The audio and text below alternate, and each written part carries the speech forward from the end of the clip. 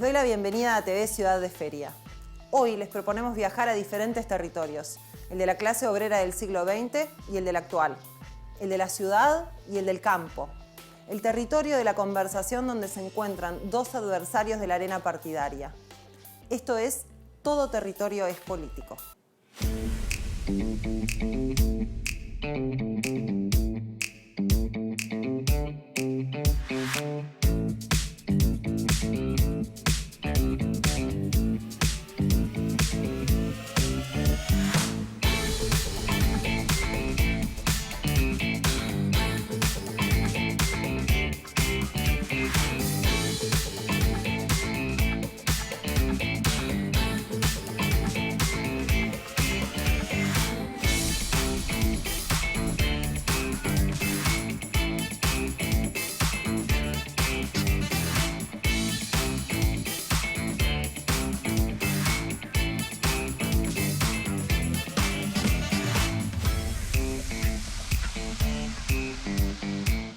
Dolores Reyes escribió una novela debut que conmocionó, diría yo, a todo el que la leyó y también a las letras en español.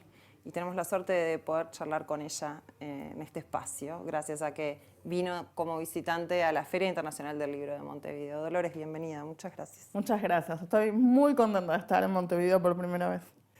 Bueno, yo voy a empezar citando un poquito de Cometierra, tu novela.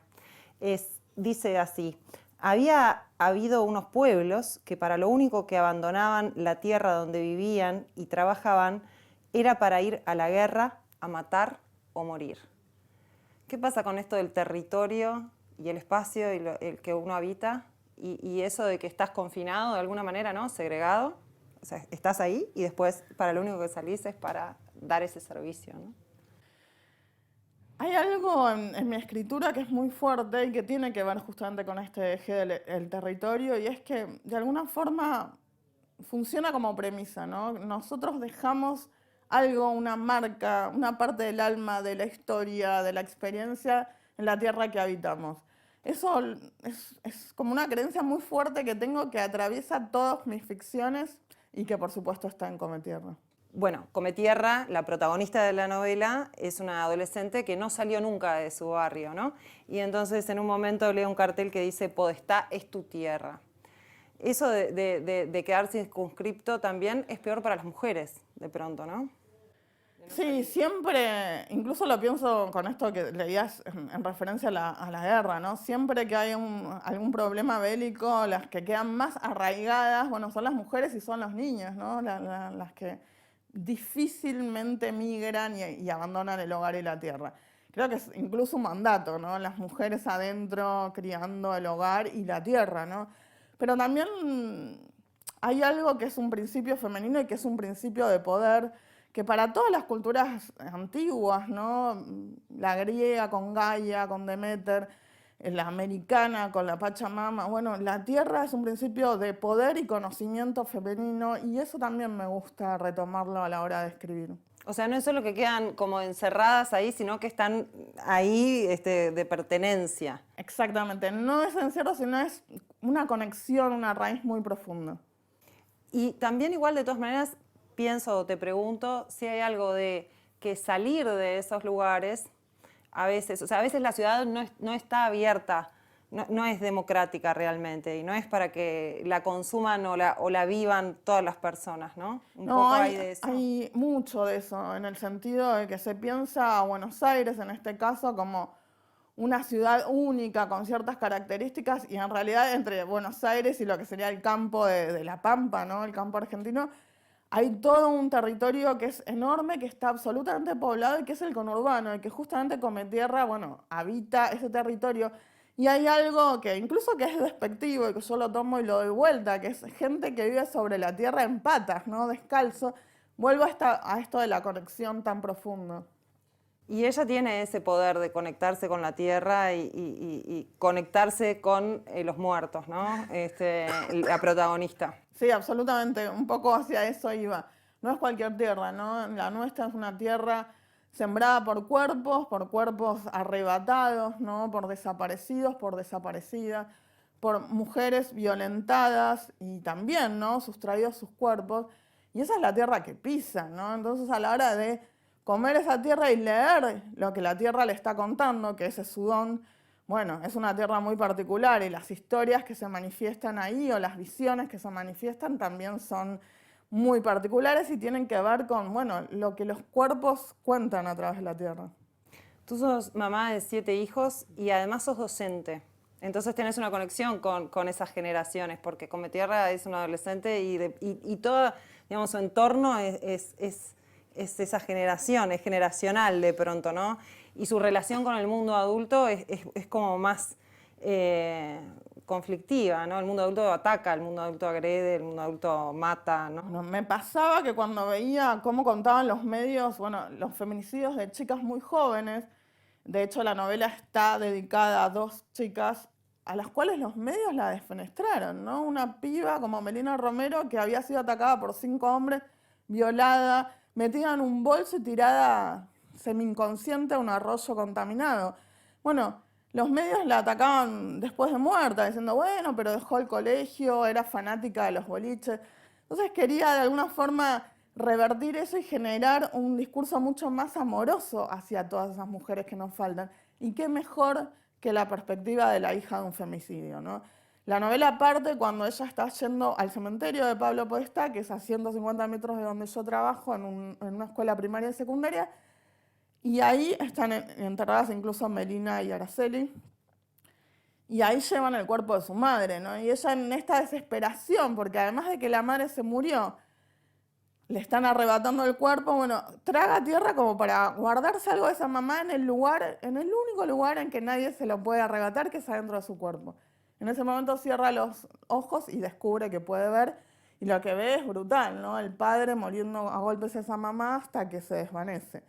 Bueno, de ahí que empieza a ser una suerte de rastreadora y cuando todos confirman, ¿no?, que realmente tiene un don, bueno, le empiezan a caer botellas con tierra y siempre ella está, bueno, en su casa, ¿no?, que se empieza a convertir en una suerte de cementerio alternativo justamente porque le llevan botellas con tierra, con nombres, con teléfonos, con historias de todas esas personas que faltan. Y también abordás el tema y creo que también es exprofeso, de alguna manera uno de los temas que sobrevuelan o que están ahí fuertes es ese desarraigo y eso que quedan con los sobrevivientes de los femicidios, ¿no? Las víctimas vivas. Me pasaba también en esto de ver estadísticas, ¿no?, que decían, bueno, un año en Argentina 270 niños huérfanos por feminicidio. De los que sabemos, ¿no?, porque debe haber muchos más. Y siempre me intrigaba, bueno, cómo sigue la vida de esos niños, cómo van creciendo. El tema de la perspectiva en la novela es central, ¿no? Y esto de, bueno, abordar en un arco temporal de unos 10 años, bueno, una hija de un feminicidio. Y ahí también están los adultos que no están, o sea, que no existen más de alguna manera, ¿no? La tía que no entiende. Y también ahí está la referente digamos, mejor o más feliz, que es la maestra, ¿no? Es la seño, como le dicen ustedes. Pero quería hablar de eso, de la importancia de la relación generacional de los adolescentes y los niños con el mundo adulto y de tener amor, ¿no? De recibir amor y de lo que pasa con esos niños que quedan huérfanos. Sí, yo siento que ahí hay un lugar de esperanza dentro de la novela, ¿no? Como que tiene 2 lados muy marcados, que es, bueno, todo este lado que es absolutamente oscuro y terrible en relación a las violencias sobre los cuerpos, y ese lado que nos queremos despegar todo el tiempo y no mirar, que es como un dedo en la llaga en un punto. Pero también está el otro, ¿no? El súper vitalista de la adolescencia, de querer salir, enamorarte, tener tus primeras relaciones, tus amigos, ¿no?, que son como algo tan fuerte como una suerte de familia sustituta. La relación de hermanos entre ella y el Walter. Siento que eso es muy interesante abordarlo porque ellos es como que se cierran por momentos a ese mundo de los adultos y construyen otra cosa donde no se violentan, donde se acompañan, incluso cuando no están de acuerdo, ¿no? Muchas veces el Walter no está de acuerdo con que ella siga comiendo tierra y sin embargo la acompaña y no la violenta. Y incluso son otros chicos de su misma edad que le enseñan a jugar o le enseñan cosas muy básicas por esta cuestión del aislamiento también que le da el estigma de ser hija de un feminicidio y tener un poder tan extraño, ¿no?, que viene de comer tierra. También hay un territorio ahí que es lingüístico y que tiene que ver con las adolescencias y las juventudes propiamente del conurbano. Que me gustaría que desarrollas un poquito de eso. Eso tiene que ver un poco con lo que me preguntabas antes, ¿no? Soy docente desde los 19 años, tengo 7 hijos. Ellos traen muchos amigos de su edad y fueron trayendo todos estos años de escritura de la novela en particular. Y hay mucho de escucharlos, de sentarme a hablar con ellos, de verlos jugar, de verlos compartir todo, absolutamente todo, que, bueno, yo utilizo a la hora de componer un estado de lengua particular para cada uno de los personajes y un tono general para la novela, ¿no? Hay un montón de referencias musicales, que quizás a los adultos se les escapan, pero a los pibes, cuando voy a las escuelas, las tienen súper presentes. ¿Y qué pasa con eso, con la llegada de esta novela? Porque también en esto cumple un rol tu literatura, ¿no? O sea, lo haces ex profeso, me imagino, el que ciertos temas estén o no, o creas libremente. Yo creo que se me impuso el tema más que haberlo elegido, ¿no? Fue claramente algo que surgió de un taller de experimentación lingüística con otros, ligado obviamente a la literatura, pero yo venía como escribiendo cuentos cortos que tenían que ver con feminicidio y a la hora de escribir Come Tierra en realidad siento que el tema se me impuso. Jamás pensé que iba a llegar a colegios de la forma que está llegando y eso es como una sorpresa y a la vez es muy gratificante, ¿no? Siento que los pibes son lectores muy sinceros y ellos mismos me dicen, no, yo si me hubiese aburrido lo cerraba el libro y lo dejaba, o sea, no te la caretean, digamos. Y a la vez son lectores súper críticos, ¿no? Me vuelven loca, por ejemplo, con el perro que lo atropella el tren. Y cosas así, ¿no? Leen mucho más sensible, cosas que por ahí los adultos pasan por arriba.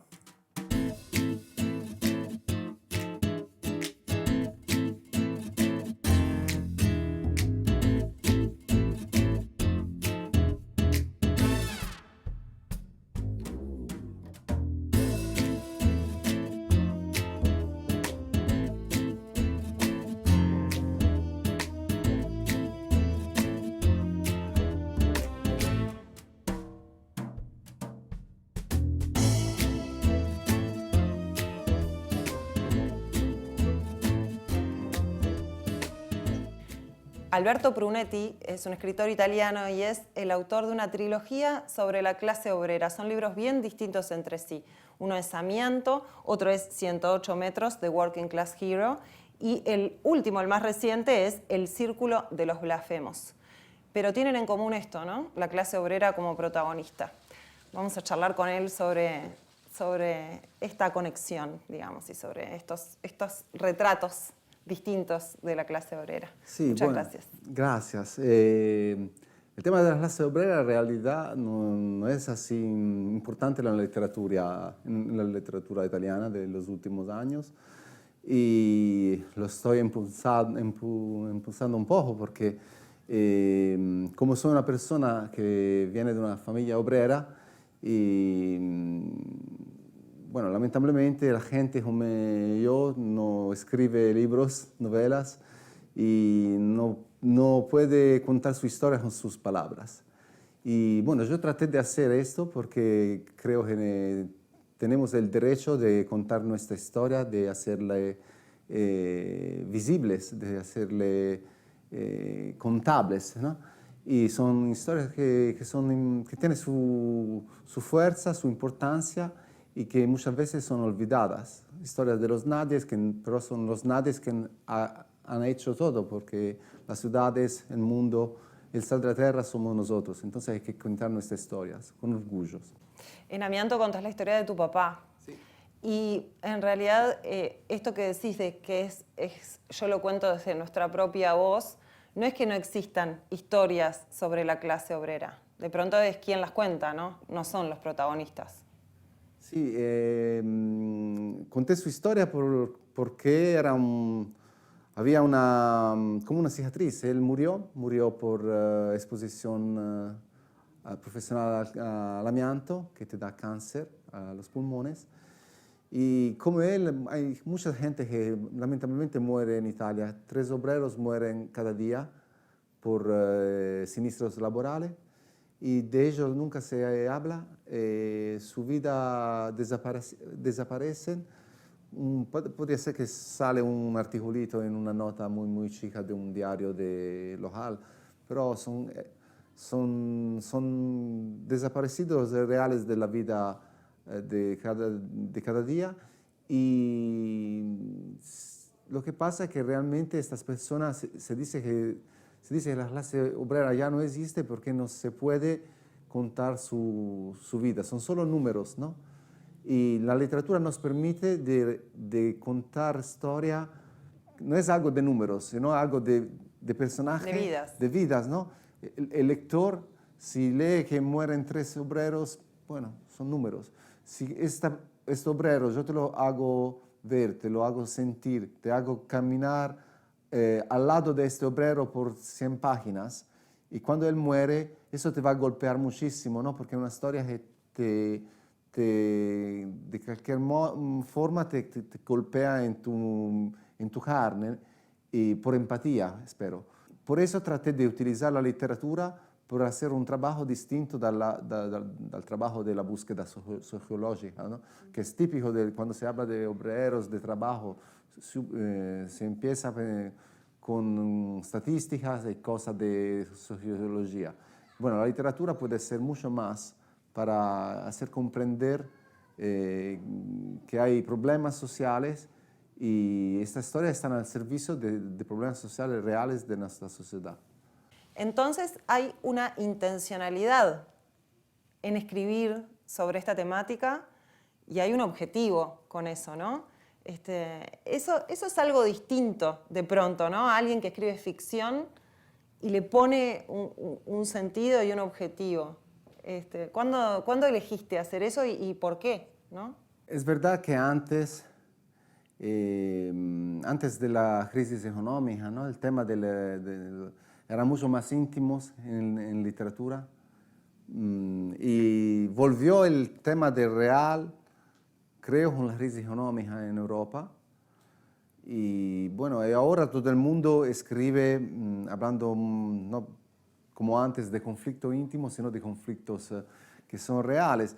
Lo que yo he conseguido o tratado de hacer y de poner mi escritura a servicio de mi misma historia personal. O sea que pensé que tenía una sola ruta para mí enfrente. O sea, como salgo de un contexto familiar muy así, sin privilegios, de clase obrera, no soy una persona que tiene capital cultural fuerte, no tengo, bueno, he estudiado mucho porque en los 70 la democratización, el acceso escolástico permitía a los hijos de las personas comunes de estudiar. Pero bueno, no puedo decir que para mí fue fácil buscar editoriales. Lo que pasa es que muchas historias de clase obrera están como la ponen publicada por editores muy, muy chicos que son cercanos a los sindicatos, así, y no sale como algo de primer nivel en el mainstream editorial. Trabajar y ganar un buen sueldo te permite de buscar el tiempo libre para escribir, porque escribir ya es un privilegio, ¿no? Pero para nosotros no es tanto así fácil. Y cuando yo trabajaba como cocinero no tenía posibilidad de escribir mi historia, porque el tiempo del trabajo se comía el tiempo de la cultura, o sea, no solo escribir, del ocio y de leer, porque para escribir hay que leer muchísimo, si no, no puedes desarrollar una herramienta para escribir. Y por eso, bueno, siempre he tenido esta idea que era un derecho escribir, y que no, si las personas comunes no pueden escribir, es porque le van cortando un derecho, el derecho de contar su historia, nuestra historia, con nuestra palabra, o sea, que no contamos para nosotros, sin que sean los demás a contar nuestra historia, es un derecho y tenemos que disfrutarlo, ese derecho. Decís sin que sean los demás que vengan a contar nuestra historia, porque eso sucede mucho, ¿no? Y tú tenés como elaborado un pensamiento a ese respecto. Sí, sí, sí. Lo que pasa es que muchas veces es algo que pasa con buenas intenciones, ¿no? Se dice que los intelectuales tienen que dar voz a los sin voz. Pero per come la vedo yo, lo que pasa una vez es que la voz del intelectual se sovrapone y casi te saca tu misma voz. O sea que si ellos hablan para nosotros, toman nuestro lugar, entonces luego es más difícil. Porque lo que pasa es que cuando yo voy, por ejemplo, a contactar editoriales, ¿no? Y digo, tengo mi historia de trabajo, me dicen, bueno, ya salió una historia de trabajo, ¿quién la escribió? Un intelectual. Y bueno, así lo que pasa es que, claro, la voz del intelectual podría ser mucho más, ¿cómo puedo decir? Suave, mucho más elaborada, que puede gustarle más a la industria editorial. Y nuestras voces muchas veces no son así bien desarrolladas, son un poco groseras, ¿verdad? Pero son auténticas, o sea que vamos escribiendo con los pies en el barro, ¿no? Y claro, que eso quiere decir que hay gente que puede escribir en una posición de confort, nosotros no la tenemos y por eso ojalá nos cuesta muchísimo escribir de una forma que sea bastante bien arreglada, pero bueno, lo que pasa es que esa es la autenticidad, la honestidad de nuestras historias y entonces hay que escribirla y hay que pedir que la industria editorial se haga cargo de nuestra historia. O sea, la industria editorial, especialmente la italiana, no sé cómo funciona bien en América Latina, pero en italiana se entiende como un club de eruditos, de personas cultas que tienen recursos intelectuales, que no piensan a sí mismos como privilegiados, sino que merecen de ser cultos, ¿no? Y con respecto a la mirada de ese otro hacia la clase obrera, pasa algo en tus libros que es que hay mucho humor, que es que hay una forma de vivir que no es esta del que está quebrado, del que está bajo el yugo, ¿no? Sí. Es otra la vida del obrero, por más que sea muy dura, no está puesta desde ese lugar. Sí. Entonces, ¿eso también tiene que ver con quién mira? O sea, con la mirada propia o la ajena. Creo que sí, porque en los años 70 hemos tenido muchas historias de cuentos de fábrica, cuentos industriales, escritas por intelectuales muy buenos, muy progresistas, pero que siempre esta historia me aburría muchísimo, lamentablemente, porque era muy gris, con toda esa, el tema era siempre la alienación y la explotación, que está bien. Pero bueno, era una historia siempre mucho de trabajo, muy industriales. Y la vida vera de estas personas que trabajaban, si yo pienso a mi padre, ¿no? No era solo el trabajo, ¿no? Sino todo el bueno que estaba cerca y fuera del trabajo. O sea, el bueno y el feo, porque había las peleas, el fútbol, los bares como los pubs. Las vidas de las personas comunes son vidas llenas de alegría también. No hay que liquidarles como algo de pesado y de gris. Porque somos realmente una mezcla de distintos itinerarios y vamos cruzando el territorio con todo el derecho de movernos y de trabajar y de contar nuestras historias trabajando. Muchas gracias. A ustedes.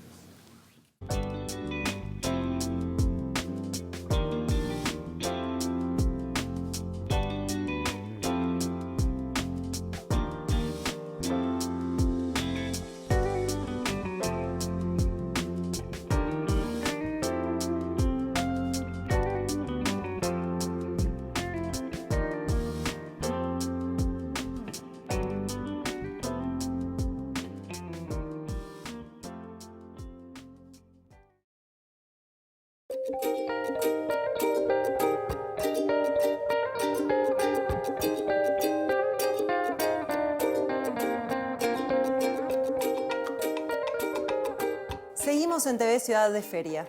En este bloque hablamos con un escritor argentino viviendo en Montevideo y después con dos expresidentes, Sanguinetti y Mujica, adversarios en la arena política, que se encuentran como grandes lectores. De uno hay una vasta bibliografía y el otro es escritor.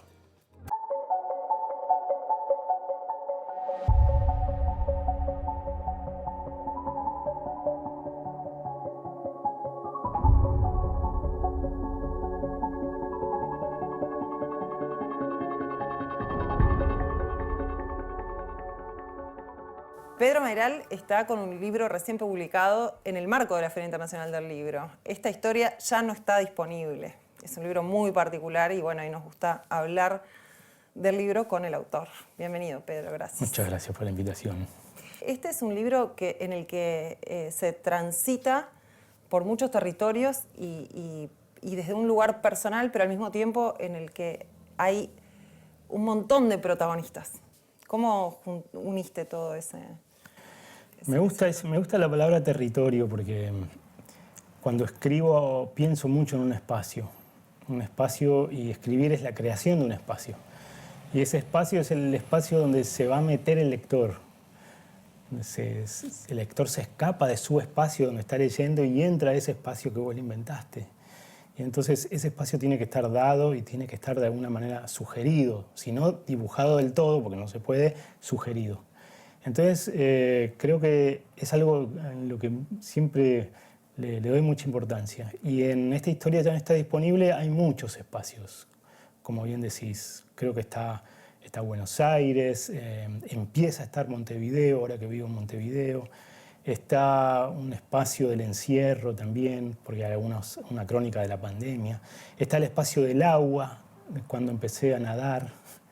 Está el espacio de alguna crónica de viaje, como Bogotá, que es un espacio, contrariamente a Buenos Aires y Montevideo, es un espacio en barranca. Y con respecto a eso también tenés como un principio, digamos, ¿no? De que en realidad también para conocer una ciudad, en la medida de lo posible, hay que andarla en auto y manejar. Manejando. ¿No? Es una de las maneras de conocer una ciudad es manejando ahí, sí. Te da un pulso manejar. Viste que los intelectuales en general se jactan de no tener auto. Y no tener televisión. Sí, y no tener televisión, ¿no? Pero yo creo que en la medida que puedas manejar, si sabes manejar una ciudad, te da un pulso de cómo es lo urbano en ese lugar, digamos, cómo es el pacto urbano. Una cosa es manejar en Buenos Aires, otra cosa es manejar en Montevideo, por ejemplo. Eso de que la gente acá pisa la senda peatonal y los autos frenan, ¿no? En Buenos Aires, en Capital, ¿no? Se da una cosa de un juego de poder en cada esquina, a ver quién... Por supuesto que hay excepciones todo el tiempo, ¿no? Pero hay una idea un poco más agresiva del manejo. Y todas cosas así, son como pequeños pactos y también maneras en que vos decís, no, bueno, acá estoy en tal lugar, tengo que manejar de otra manera. Entonces mentalmente también estás en esa ciudad. No es tanto la ciudad real, sino la ciudad cerebral, la ciudad mental, los territorios internos, ¿no? Eso es bastante curioso. ¿Cuáles son las diferencias ahora que vivís en Montevideo? ¿Cuáles son las diferencias entre Buenos Aires y Montevideo con respecto al espacio público, con respecto al tránsito, con respecto a los comercios, ¿no? A los cafés, por ejemplo? Mira, hay una cosa que cambió mucho en mi vida y es que ahora tengo una perra hermosa en Montevideo. Entonces eso te da otra idea del espacio público porque empezás a recorrer de otra manera. ¿Dónde puedo largar el perro? ¿Cómo hago? Entonces ahí aparece el uso de la rambla acá y la playa, que sobre todo en invierno podés, ¿no? No tanto en verano. Pero el uso de esa costa acá en Montevideo es bastante curioso y creo que oxigena mucho, da mucho aire, es un pulmón enorme. Buenos Aires, como sabés, le da bastante la espalda al río. Se contaminó mucho la costa, se usó la costa para tirar escombros, ¿no? Lugares hermosos, que eran hermosos, como el balneario de la Costanera Sur, se empezó a llenar de escombros cuando demolieron avenidas y para hacer autopistas y demás. Entonces hay algo ahí de una costa que da un poco, digamos, Buenos Aires le da la espalda a esa costa, que además es más río que la costa montevideana, que tiene algo de mar. Hay días que viene el mar, ¿viste? Acá. Entonces eso es muy distinto, es una costanera interrumpida además. Hay pedacitos donde ves el río, de golpe no lo ves más. Y con respecto a eso, al territorio y a su uso, también está el tema de la soja y de cómo la soja desplazó a habitantes. Eso está dentro del libro. Sí, en esta historia ya está disponible, hablo bastante de eso. Yo conocí a una Entre Ríos, una provincia en los 80, donde había un entramado social de gente que en las zonas rurales, ¿viste? Le sobraban huevos y le cambiaba al otro porque tenía más lechuga y al otro le sobraba una pata de cordero. Y había una especie de economía regional completamente alternativa además, ¿no? Y hoy día generalmente los huevos que come la gente que vive en las zonas rurales vienen de, no sé, de 300 kilómetros. Porque se vaciaron esas zonas y se empezó a cultivar la soja, el que necesita mucho menos personal, y entonces un tractorista para, no sé, para 2.000 hectáreas, que además no vive ahí, por supuesto. Entonces ese vaciamiento provoca un desierto, que es un desierto verde, porque lo ves que ese verde soja, que es un verde muy particular, pero es una pérdida enorme, ¿no? Es una pérdida enorme. Ahora, supongo que a nivel económico conviene mucho, ¿no? Claro. Pero para mí fue triste ver eso, ver el fin de un mundo, que era un mundo rural, así. Supongo que más ganadero, había caballos, había vacas, ¿no? Había gente viviendo ahí, gente con chacras, ¿no? Pero a todos les convino vender esos pedacitos, vendérselo a los pools sojeros, digamos, y se fueron a vivir a los pueblos y a las ciudades, en el interior. Y el tema del territorio pandémico también está en tu libro. ¿Cómo describirías ese territorio pandémico en el que estuvimos viviendo? Yo creo que nos va a quedar una herida, que nos quedó una herida, que no sabemos bien todavía hasta dónde llega esa herida, ¿no? Que está cicatrizando sin duda, ¿no? Pero la relación de uno con la ciudad fue rara. A mí lo que me pasó es que me faltaba el estímulo urbano, salir a la calle, perderme, olvidarme de mí mismo en la ciudad. Es muy lindo deambular por la ciudad y olvidarte de vos mismo. Salvo que alguien te reconozca y te dice, vos sos tal, y entonces, uy, sí, ¿sabes? Era yo, me había olvidado. Pero es linda la sensación de andar por una ciudad y ser la ciudad. Después el territorio de la intimidad, que ese territorio está cada vez más vulnerado, ¿no?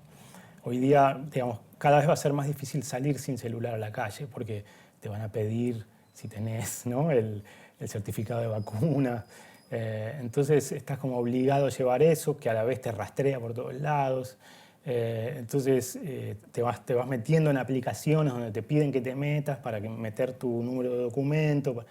Entonces yo creo que esa intimidad tuya cada vez es un territorio que está cada vez más vulnerado, ¿no?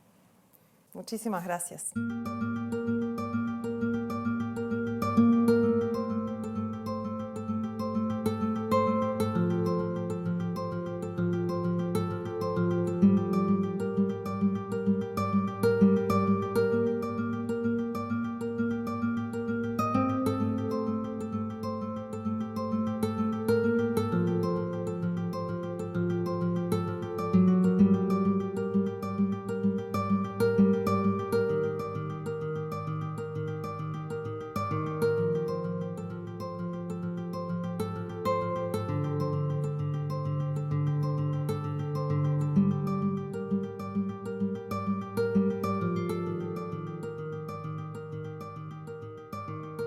Empecemos por ahí, por ese territorio en el que se encontraron, un territorio de conversación. Es único. Lo que pasa es que pienso que un país, consciente o inconscientemente, está arropado por un conjunto de tradiciones, no solo institucionales, sino construcciones que hacen el devenir la gente. Y el Uruguay tiene su singularidad, muy específica.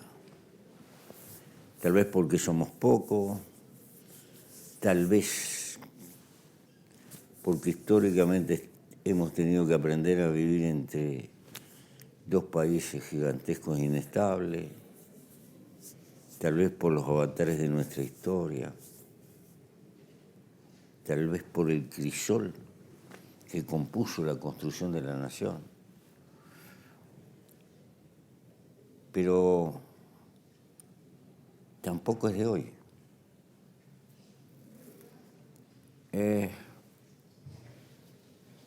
Don Julio lo recuerda mejor que yo.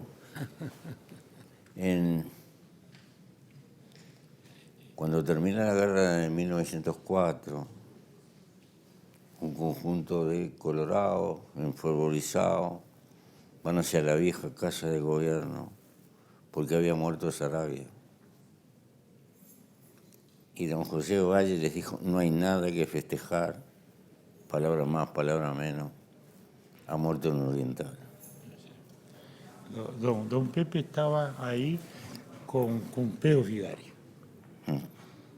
porque lo había nombrado para la llamada Junta de Auxilio, lo que llamaríamos la Cruz Roja. Y después es el que hace las compensaciones que se le daban a los ejércitos y eso al final. Y ahí, estando con don Pedro, que le viene la noticia de que le habían herido presumiblemente a muerte a París.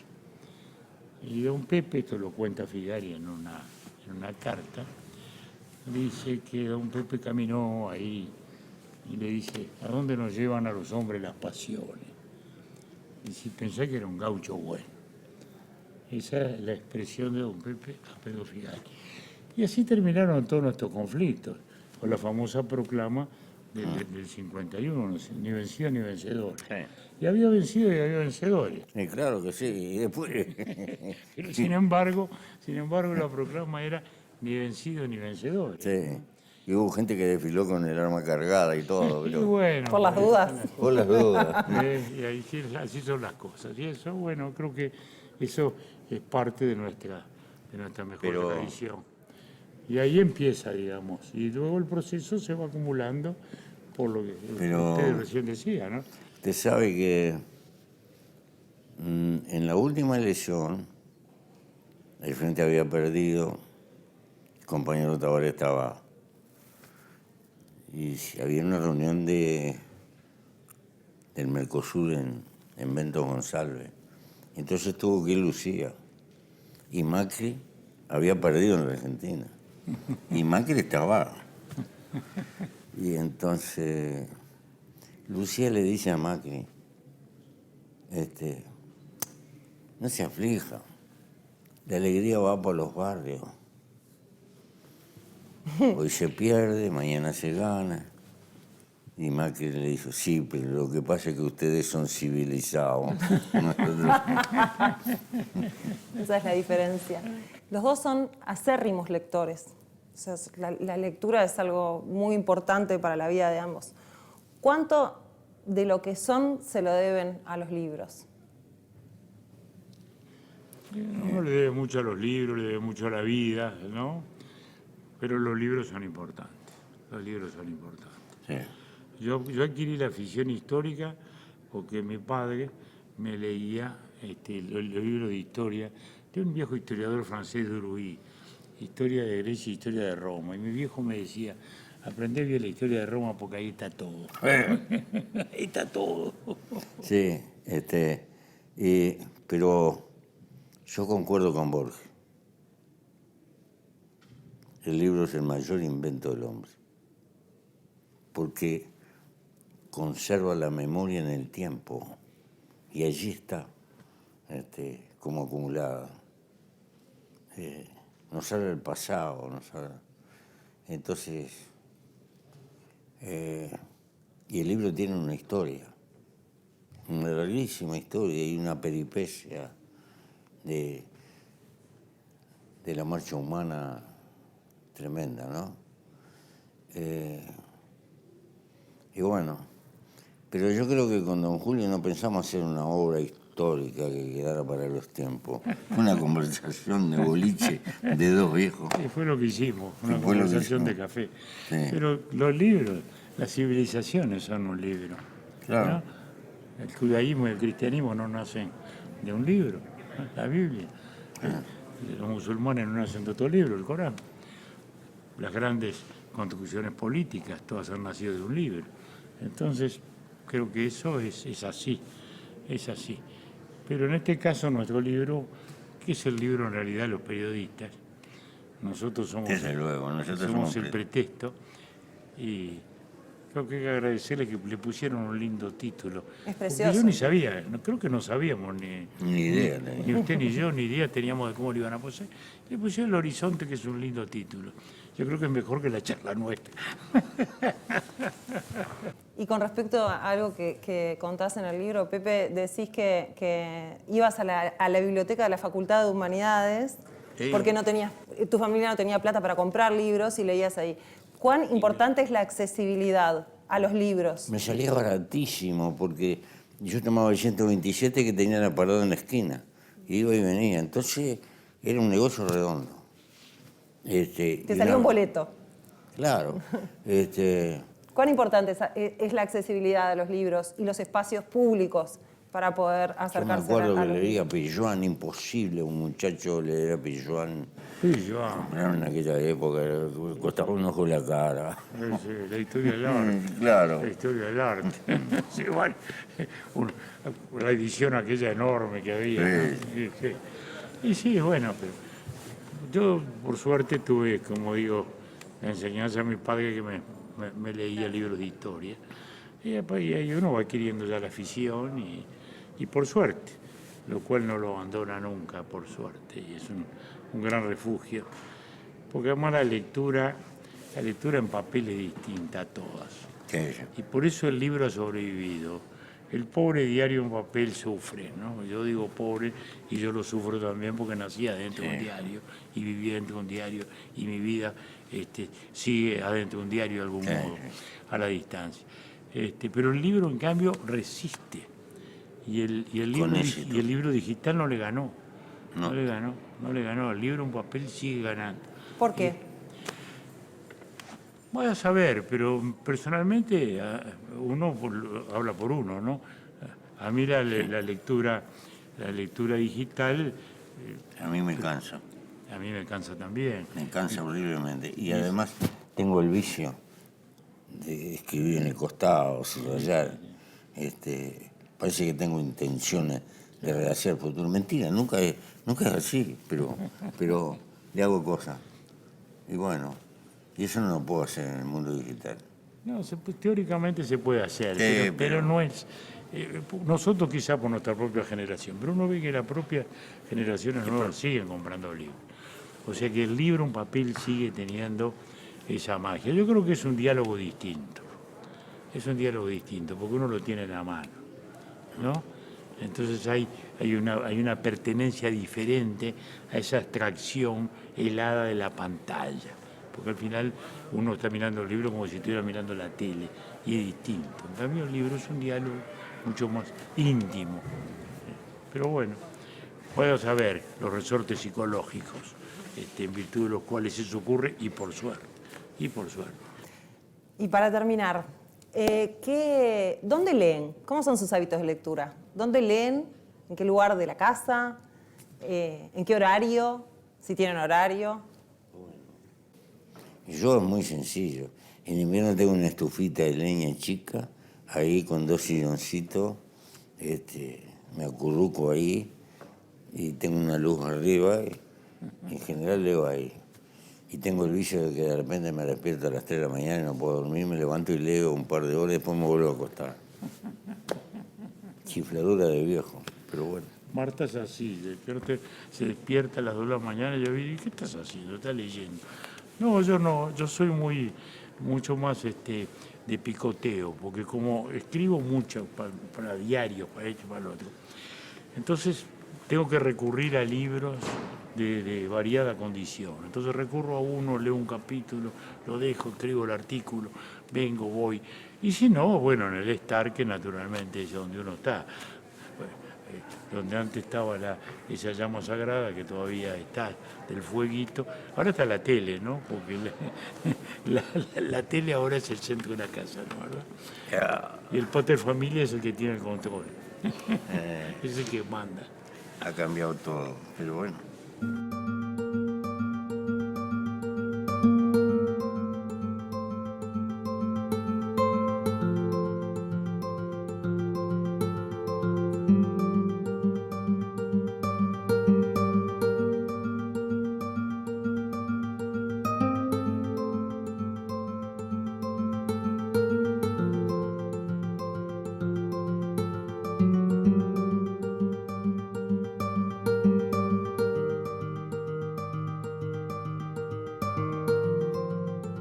Hasta aquí llegó TV Ciudad de Feria, este espacio donde nos propusimos abordar desde otro lugar la 44ª edición de la Feria Internacional del Libro de Montevideo.